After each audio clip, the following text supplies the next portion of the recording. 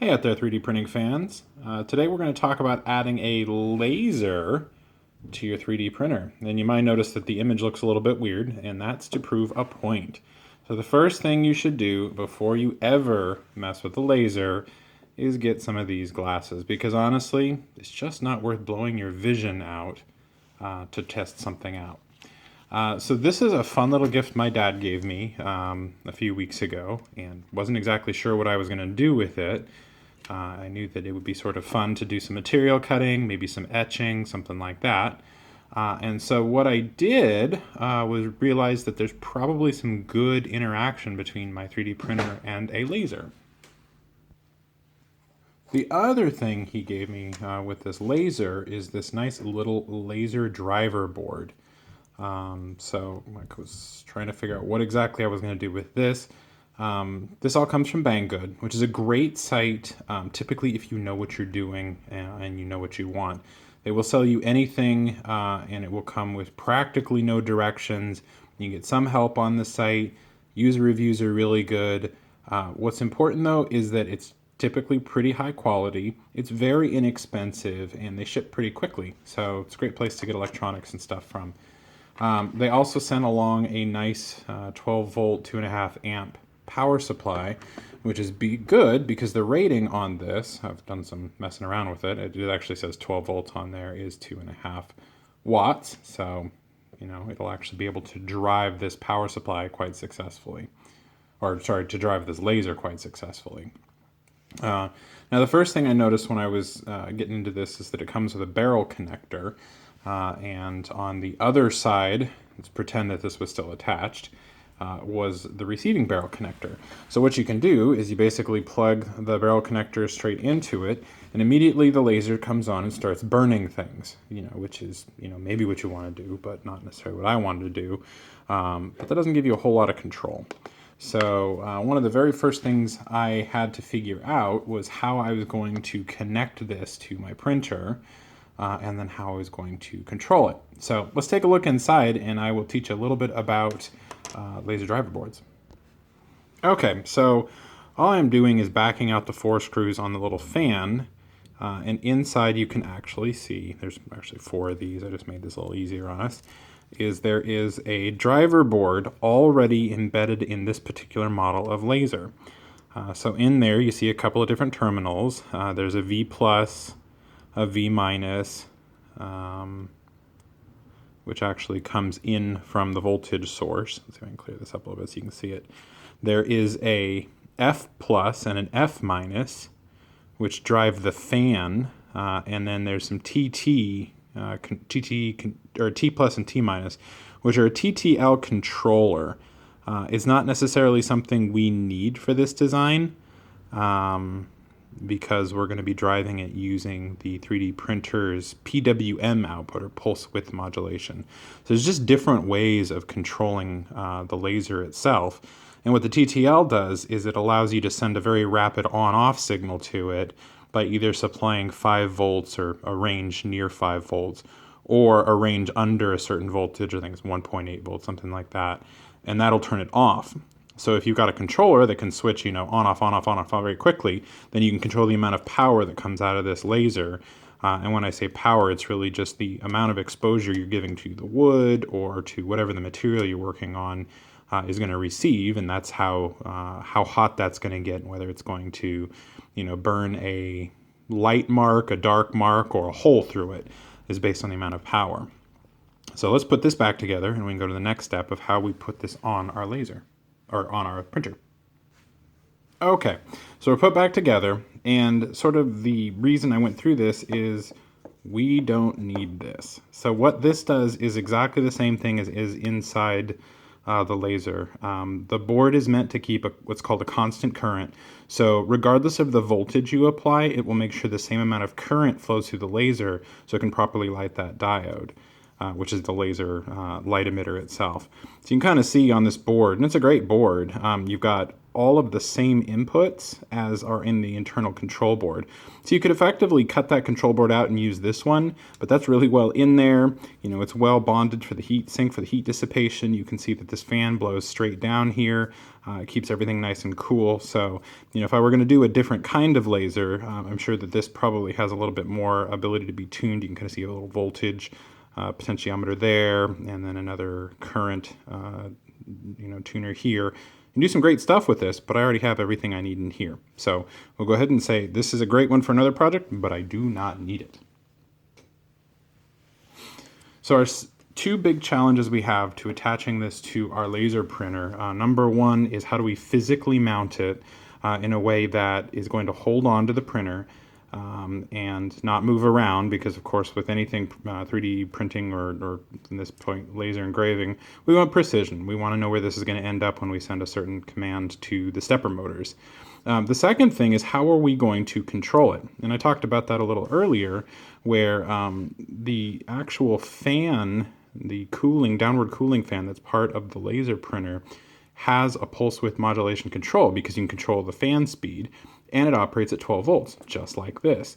Happens to be that the chip that controls that is capable of delivering the right amount of current to power this laser. So we went across the board. We don't have to make any modifications whatsoever internally to our 3D printer controller board to power and control this laser, which is great. The only thing we needed to change was how it's connected. And so if you look at your fan, you'll notice that it has a connector that looks very much like this. And this is called a JST connector, or Japanese solderless terminal, I believe is what I read on Wikipedia here. And these don't just grow on trees. You actually have to either have them or buy them. What I found out is I lucked out that the Molex crimper that I had purchased for another project does these JST terminals as well. And I recommend kind of looking at some of the other videos on YouTube. I haven't found great quality ones, but they're out there. You can use them to kind of understand how this works. So I'll link that in the product description, or in the video description. And then you can buy a small kit of these. These are the actual plugs and the little terminals that you crimp on. And then it comes with the board side connector. And just to be clear, these aren't necessarily meant for like cable to cable. This physically mounts onto a circuit board, or at least it's supposed to. And then you use the other part of it, which looks a lot like our connector there, to connect the end of the wires so that you can plug this stuff in.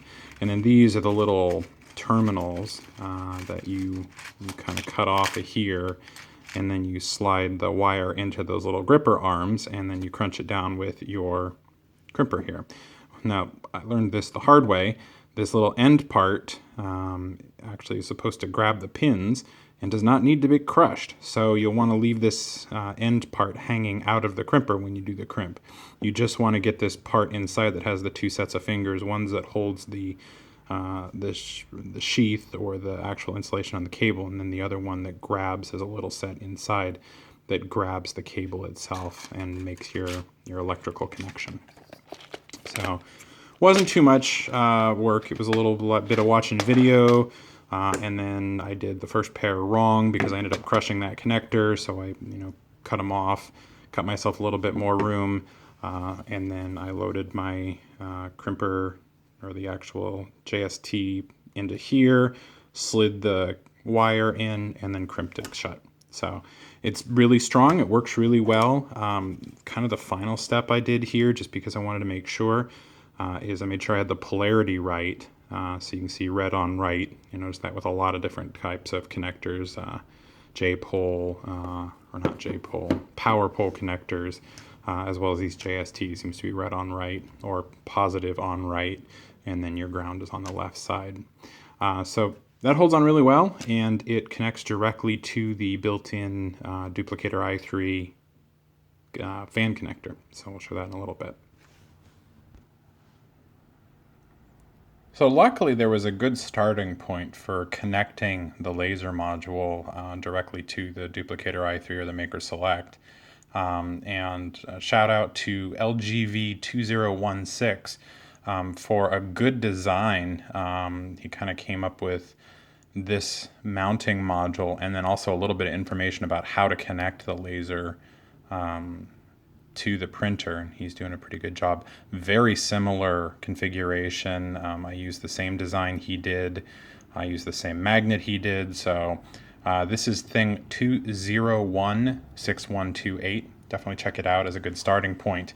Unfortunately, what I found out is that he must have a little bit different of a printer, because these holes are actually in a different location than mine. And the way they line up, let's kind of go down to the printer here, is they will sit right on these two screws inside the printer, right on the front where the normal cooling fan goes. So they align themselves that way, and then the magnet sticks to this metal plate that hangs out. It's a really good design. It's really solid. It just didn't fit for me. So what we did was went over to my favorite 3D drafting program, Onshape. And so I pretty much just used his measurements, and then I grabbed my digital caliper and I created this one. So there we go. It's very much the same design. I just went ahead and flared out the bottom there, and then changed the distance on the holes so that it would fit a little bit better for me. I also eliminated those little ovals he had. Not sure what they're for, maybe for a grip. But the idea is that there is no physical screws that go through this thing to hold it on. So it is really super quick to put this on and off if you want to switch between your downward cooling fan and your laser. So you can go from 3D printing to laser engraving or laser cutting fairly quickly. So I'll put a link to this one. It's already published on my Onshape account here. And you can download and modify to your heart's content at your own initials, whatever makes you happy. I went ahead and printed this in ABS plastic. I didn't need perfect dimensional accuracy, and ABS plastic's a little more forgiving for snapping things in when they don't quite fit. You do have to upsize it a little bit, so I went to like 102% on this printout. And then once I had this in, what I realized is this magnet doesn't just want to press fit in there. I probably could have made the hole a little bit smaller and it would have press fit better. So I just ran a small screw through here, and you can kind of see it pops out the other side. I think ideally is you would want a pan head that would sit completely flush. I made that mistake a couple of times. I put a screw that had the head of the screw came out. Just created a little bump there, and so the laser would rock on that. So it didn't take me long to figure out that I just needed a really small head, and I ran it through there, and that holds that in there. And then for this side, you've got actually quite a few mounting holes on this one. This center one that I sort of tore the hole out there is actually like a tripod mount. So if you just had a typical tripod, you can mount it on that. But that's not what we're interested. We're interested in mounting this on our 3D printer. So you can see there's threaded holes. These two center ones are really deep, and then the outer ones are really narrow. So this lines up just like so. And then we take a couple of M3 screws.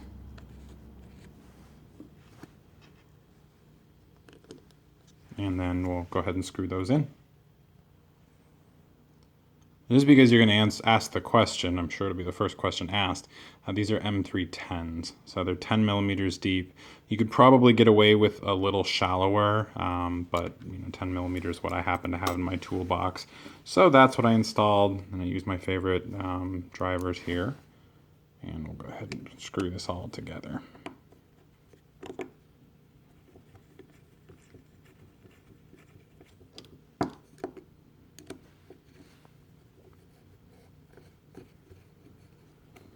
Of course, the oversizing means that the holes aren't quite aligned.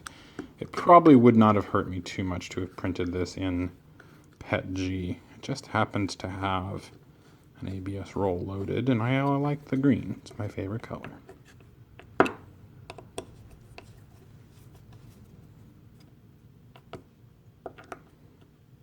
There we go. So we've got that mounted on there. All right. Back to this caution, avoid eye or skin exposure, blah, blah, blah. That stuff's kind of not kidding. The other thing you want to really watch out for on this is when you power on your printer, it pulses the fan output. That wouldn't normally be a big deal. but it turns the laser on, and it goes zip, zip, zip, and it fires a couple of pulses right at boot up. And if you're not wearing eye protection or you have your hand in there or something, you can get hurt, and that's the last thing we want. We want everybody to be safe, have fun, and do great things. So before we go too much further on this, I'm going to go ahead and put my fancy laser glasses on, and we'll protect you and we'll protect me. Time for the really complicated step. We're inside the printer here, and then here's these two screws, and you'll notice I kind of bolted them back in. These are the original ones that came with the fan assembly. I did have to put some M3 bolts on there because it normally screws into an assembly, so don't forget those little bolts.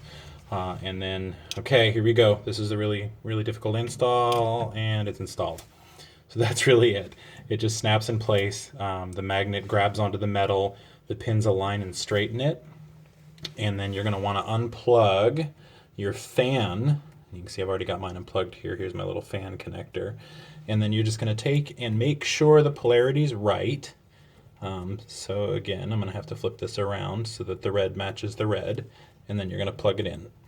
It's a little hard because you're kind of colorblind when you're wearing the laser goggles, so just make sure that you'll see the lighter color, which apparently looks pinkish white with the glasses on, is actually the red. So that is it. The laser is installed on the printer at this point.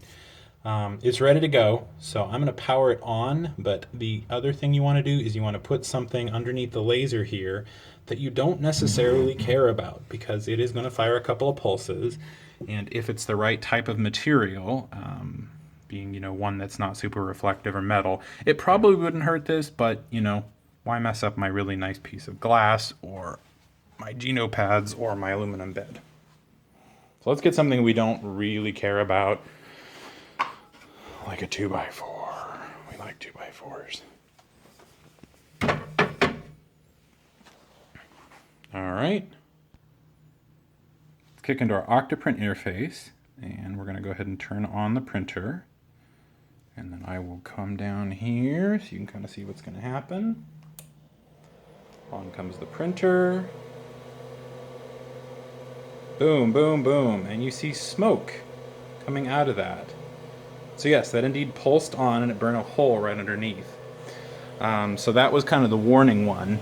What I've learned to do is to actually leave this unplugged when I power on the printer and only plug it in once the laser's ready to go, or once I've got the material staged. It's just a really good idea. In a better situation, I may eventually do this. You'd want to switch kind of in line here so that you could turn on and off the laser, but having it physically disconnected is really the best way to do this, because you don't know when the control board is going to do certain things. The only way to guarantee that that laser is not going to fire is to have it physically disconnected. So that was an early lesson. I was really, really, really surprised the first time that came on.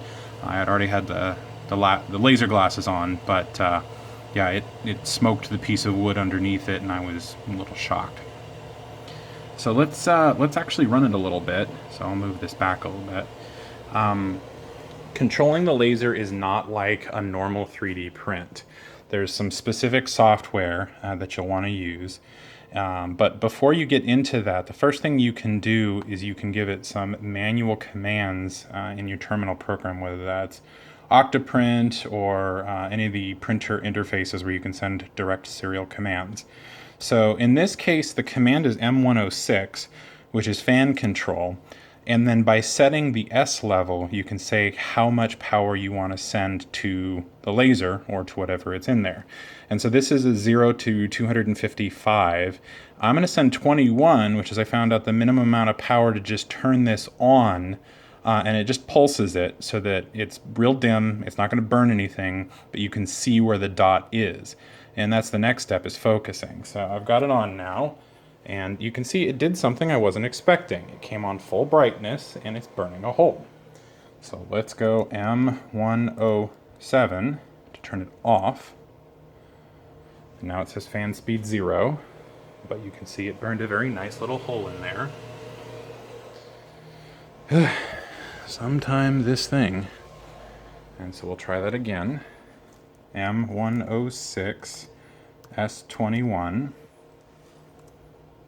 And it's burning a big hole again. M107, and it's off.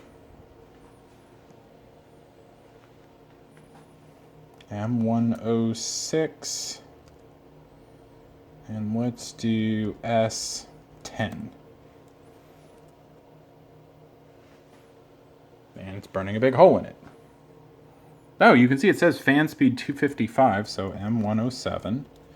So it's actually turning the fan on full blast. And I'm not sure why. Let's try it again. M106 S, and I'm going to try capital S. Maybe that matters. I'll try capital M. S21. Aha, now it says fan speed 21, and I'm not seeing anything in here, which might be a good thing. Oh, there it is. So I don't know if you can actually see this. The refresh rate on this is flicking pretty good. I can see it in the viewfinder, so you can probably see it. But apparently capitals matters. So you can see we've got a real flashy light. I don't know if you can see the focus on that, but the line, it's actually a small dash. It's not a complete dot. And so what you're going to want to do is you're going to want to go into your control interface here, go into your position, and you'll actually adjust your Z position and figure out what distance it is when that dot, or when that line becomes a real focus dot. And you can kind of see I'm getting closer here. But you'll see it'll go smaller, smaller, smaller, smaller, and then all of a sudden it'll get bigger. And what I've found is that the distance that's perfect for mine, based on my printout and based on the way I've got this mounted, is about 55 millimeters between the laser and the actual material you're burning. And you got to remember that changes based on the thickness of the material, so that's something to figure out.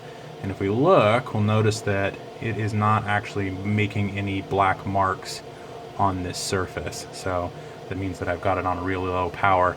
But the two holes that came on when I was testing it are actually pretty significantly deep. It burned about 2 millimeters into that 2x4. So yikes, if that was your hand, that would be a bad day. It can reflect, it can do all sorts of things. What is this, 3 or 4 times? Lasers are dangerous. This is a 2.5 watt laser. It's not a ton, but is definitely capable of burning you. So I didn't mention it, but to be clear, M107 is the command to turn the fan off. So you can do M106S0, but you can kind of see that just because I didn't capitalize it, it decided that that S parameter didn't matter. It's just easier to do M107. So that's kind of a way to do things. So the next thing you want to do is burning holes is fun, but it does get old pretty quickly. So I started by doing some just test patterns, just trying to write words on it using a JPEG and a site that I'll link in the notes here that basically takes any JPEG file and it converts it into G-code that you can use to control your laser. And let me go right here. And you can see the URL there, and like I said, I'll put it in the notes here. But it lets you set your minimum power, your maximum power, how fast you want to move. It automatically knows what your M command is for controlling your laser. You can kind of see it over here, M106S whatever. Drives the amount of power that's sent to that laser. And so this was pretty cool. You could pick any picture, and then you can output it as a preview, and you can actually look at a JPEG file to see if it's going to print the way you want it to. But I just found the word test online as a JPEG, and then I did that. So that was cute. It's not great, and I was kind of unimpressed at that point. Nobody in my family was impressed either. So the next thing I did was I used a program called Inkscape, and we've got it down here, which does a little better of a job. This allows you to all sorts of different paths, meaning you can do letters and you can trace images and you can do some really cool 2D line art. And then I downloaded this extension here, and it's a J-Tech Photonics laser tool that once you have your paths set up, and there's a great tutorial, again I'll link it for you, that shows you how to do this, then you just go ahead and come into here and you tell it a little bit about the commands you want to use again, how fast you want to travel. You know, these are the same kinds of settings you're seeing. How many passes you want to make. Maybe you want to actually cut something out instead of etch just a black line. And then, you know, sort of where it's going to output, and you can see there it is G-code. So works really well. And so once I did that, you can see my test message got a whole heck of a lot better, cleaner. The lines on this are definitely permanent, and so this is where you start to be able to engrave leather, you know, put custom monograms on things. So this is pretty cool. So the next thing I wanted to do is take a picture, and you can kind of see it. That's me and my wife. And so I just grabbed the snap of us together and converted it to G-code, and then I printed that out on a cedar plank. So you can see we're really starting to step things up in being able to do things. So that's kind of where I'm at today. I've been able to do some neat stuff, and, you know, pretty much staying with wood for a good material right now. So next steps, I'm going to try probably cutting some acrylics, maybe cutting some thinner types of wood.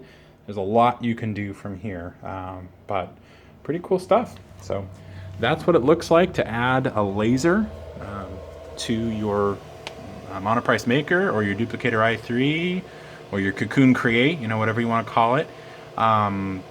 It works for other printers. There's not a whole lot of difference. A 12-volt pulse width modulation is all you need to control something like this, and so that fan controller provides everything you need. So I hope you enjoy. Stay safe. Don't burn yourself. Don't go blind. Don't hurt anybody or anything. Have fun, everyone.